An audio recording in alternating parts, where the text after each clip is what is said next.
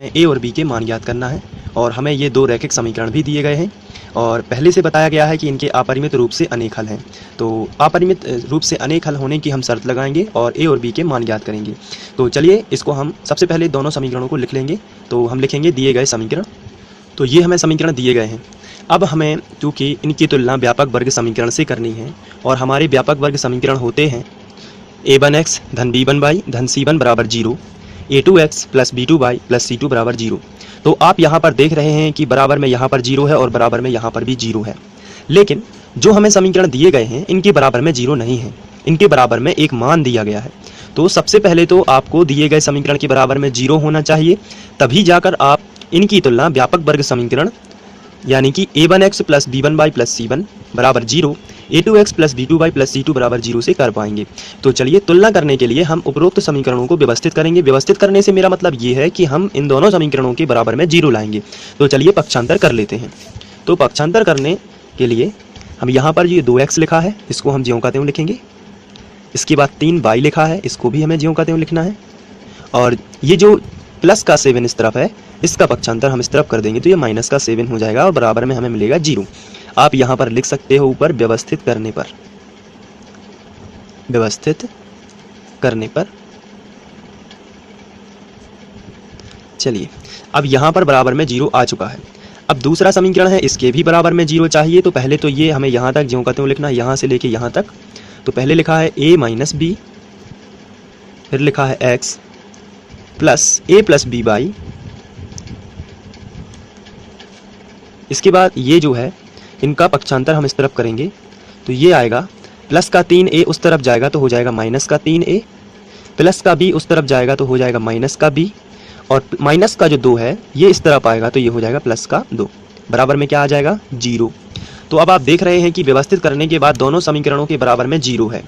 जब दोनों समीकरणों के बराबर में 0 होता है, ऐसी स्थिति में हम इनकी तुलना व्यापक वर्ग समीकरण से कर सकते हैं, क्योंकि हमारे व्यापक वर्ग समीकरण a1x plus b1y plus c1 बराबर 0 में बराबर में 0 है और दूसरा समीकरण a2x plus b2y plus c2 बराबर 0 ये भी बराबर में 0 है। तो अब हम तुलना कर सकते हैं। तो हम लिखेंगे समीकरण 1 व 2 की तुलना व्यापक वर्ग समीकरण a1x plus b1y plus c1 बराबर 0 तथा a2x plus b2y plus c2 बराबर 0 से करने पर। और इसके पहले हम इन्हें समीकरण 1 व 2 बना सकते हैं। तो हम सबसे पहले तो समीकरण 1 व 2 बनाएंगे, फिर इसके बाद हम भाषा लिखेंगे। तो चलिए लिखते हैं। तो यहाँ पर हम लिखेंगे समीकरण 1 व 2 की तुलना व्यापक वर्ग समीकरण a1x plus b1y plus c1 बराबर 0 तथा a2x plus b2y plus c2 बराबर 0 से करने पर। तो यहाँ पर तुलना करने के बाद आपको देखना है a1 b1 c1 और a2 b2 c2 के मान। तो समीकरण 1 में यहाँ पर जो x का गुणांक होगा वो होगा a1 का मान, y का गुणांक होगा b1 का मान, और जो कुछ भी अचर राशि है या उसके बाद जो कुछ भी लिखा है वो होगा c1 का मान। इसी तरीके से समीकरण नंबर 2 में x का जो गुणांक है वो होगा a2 का मान, और y का जो गुणांक है वो होगा b2 का मान, और बाकी सब चीज़ें जितनी भी हैं वो होगी c2 का मान। तो यहाँ पर a1 का मान हमें मिलेगा 2, x का गुणांक जो समीकरण 1 में है। यहाँ पर आप देख सकते हैं समीकरण 1 में x का गुणांक कितना है 2, तो a1 का मान कितना मिल जाएगा 2। इसके बाद b1 का मान हमें कितना मिलेगा, तो b1 का मान मिलेगा 3, और c1 का मान हमें मिल जाएगा -7 यानी कि -7। तो ये a1 b1 और c1 के मान है। इसके बाद हम a2 का मान निकालेंगे। तो a2 बराबर हमें मिलेगा a माइनस b, पूरा का पूरा, x को छोड़ देना है, x के आगे जो कुछ भी लिखा है वो पूरा किसका मान होगा a2 का मान। तो a2 का मान मिलेगा हमें a माइनस b, और इसी तरीके से b2 का मान जो हमें मिलेगा वो बताइए आप क्या बता सकते हैं। b2 का मान कितना होगा, y का ये पूरा गुणांक यानी कि a प्लस b। इसी तरीके से c2 का मान कितना होगा, तो ये c2 का मान पूरा का पूरा यहाँ से यहाँ तक होगा, यानी -3a माइनस b प्लस 2, ये पूरा -3a माइनस b प्लस 2। इसके बाद चूंकि हमें क्वेश्चन में दिया गया था कि समीकरण युग्मों के अपरिमित रूप से अनेक हल हैं, और अपरिमित रूप से अनेक हल होने की शर्त होती है a1 बटे a2 बराबर b1 बटे b2 बराबर c1 बटे c2। तो ये अपरिमित रूप से अनेक हल होने की शर्त है। तो ये चूंकि पहले से दिया गया था इसलिए हम अपने क्वेश्चन के जो हल है उसमें लिखेंगे चूंकि निकायों का अपरिमित रूप से अनेक हल हैं, निकायों के अपरिमित रूप से अनेक हल हैं, तो उसकी हम शर्त लगा देंगे, जो कि होती है A1 बटे A2 बराबर B1 बटे B2 बराबर C1 बटे C2। ये होती है अपरिमित रूप से अनेक हल होने की शर्त। अब इसमें हमें A1 A2 B1 B2 और C1 C2 के मान रखना है।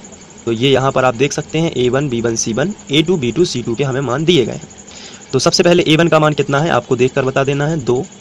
तो यहाँ पर हम लिखेंगे 2, फिर बटे A2 का मान कितना है A माइनस B, तो हम यहाँ पर लिखेंगे A माइनस B। इसके बाद बराबर B1 का मान कितना है तो आपको देख के बता देना है, B1 का मान 3 है तो हम यहाँ पर लिखेंगे 3, और B2 का मान कितना है A प्लस B, तो हम यहाँ पर लिखेंगे A प्लस B। इसी तरीके से C1 का मान कितना है -7, तो आप यहाँ पर लिखोगे -7, और नीचे जो है -3A माइनस B प्लस 2, तो आप यहाँ पर लिख सकते हो -3A माइनस B और प्लस 2। तो इस तरीके से आपको लिख देना है। इसके बाद हम ये पहला और ये दूसरा दोनों पद ले लेते हैं और इसको छोड़ देते हैं एक समीकरण बनाने के लिए। उसके बाद हम पहला और तीसरा पद ले लेंगे, ये बीच वाले को छोड़ देंगे तो समीकरण 2 हमें मिलेगा। तो इसी तरीके से या तो हम पहला दूसरा ले सकते हैं पहले, उसके बाद पहला तीसरा भी ले सकते हैं। तो चलिए सबसे पहले हम यहाँ से स्टार्ट करते हैं, पहला और दूसरा। तो हम लिखेंगे पहले व दूसरे से, पहला मतलब ये व दूसरा मतलब ये। तो हम लिखेंगे 2 बटे A माइनस B बराबर 3 बटे A प्लस B। अब यहाँ पर चूंकि दो भिन्न संख्याएं हैं और बीच में बराबर लगा है तो हम यहाँ पर त्रियक गुणा करेंगे। तो त्रियक गुणा कर देते हैं, इसका गुणा इसमें होगा, इसका गुणा इसमें होगा। तो सबसे पहले 2 का गुणा A प्लस B में होगा, तो 2 सबसे पहले A में गुणा करेगा तो आएगा 2A, प्लस लगा है तो प्लस, 2 का गुणा B में होता है तो आएगा 2B बराबर, यहाँ 3 का गुणा A में होगा तो आएगा 3A, फिर यहाँ माइनस लगा है तो आप यहाँ पर माइनस लगा दोगे, 3 का गुणा B में होगा तो आएगा 3B। इसके बाद A B का सभी का पक्षांतर इस तरफ करेंगे, और यदि संख्या होती तो इस तरफ होती, लेकिन संख्या इसमें अकेली है ही नहीं, तो A और B सभी का पक्षांतर इस तरफ करके बराबर में 0 लिख सकते हैं। तो सबसे पहले हम लिखेंगे 2A प्लस 2B, जो इस तरफ लिखा था उसको दोनों को लिख लिया है।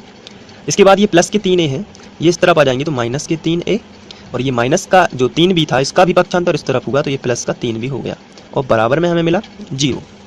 इसके बाद 2A और यहाँ पर है माइनस का 3A, तो 3A में से 2A जाएगा तो एक A बचेगा, लेकिन माइनस का बड़ा था इसलिए माइनस के 3 बड़े होते हैं इसलिए माइनस का चिन्ह आ जाएगा। इसी तरीके से 2B और 3B हो जाते हैं 5B, और बराबर में हमें मिलेगा 0।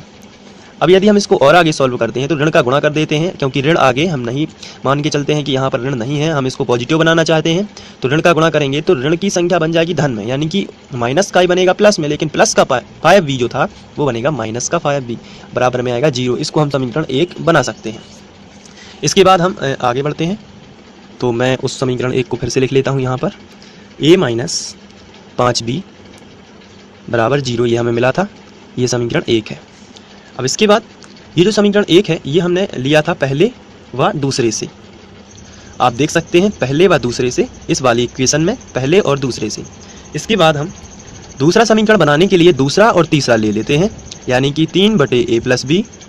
पहले हम लिखेंगे दूसरे व तीसरे से, यहाँ पर हेडिंग डाल देते हैं दूसरे और तीसरे से।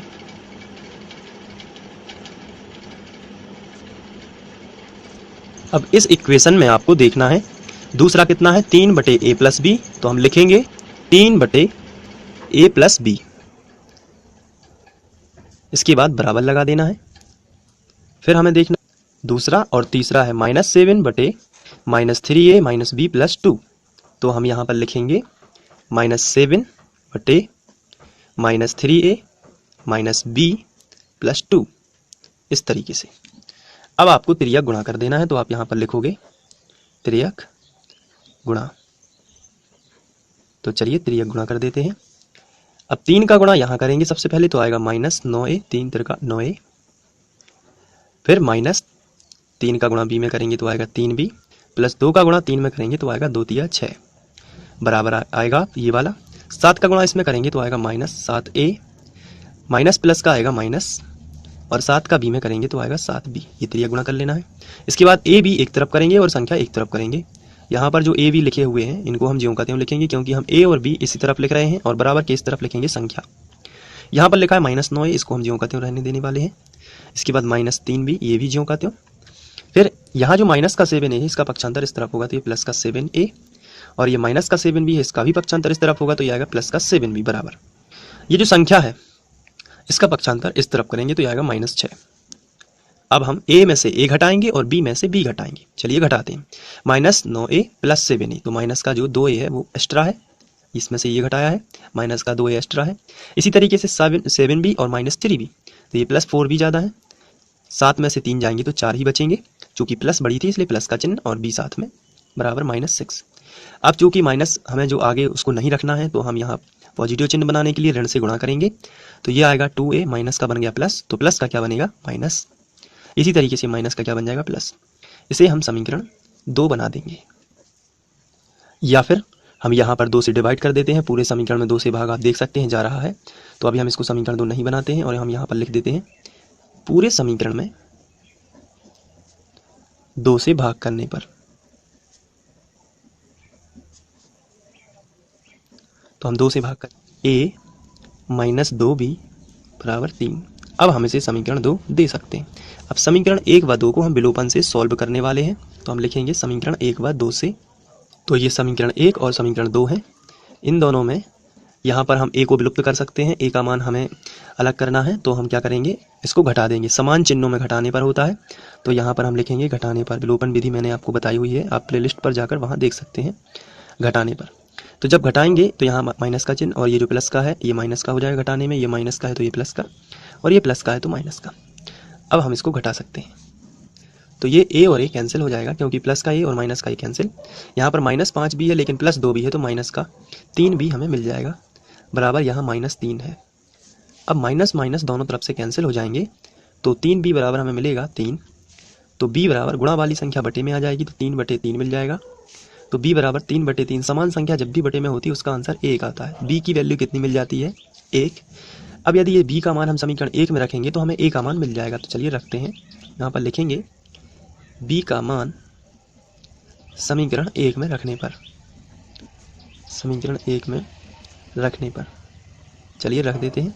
समीकरण 1 है a - 5b बराबर 0। यहाँ पर a - 5, b की जगह पर 1 रखेंगे बराबर 0, तो a - 5 एकम 5 बराबर 0।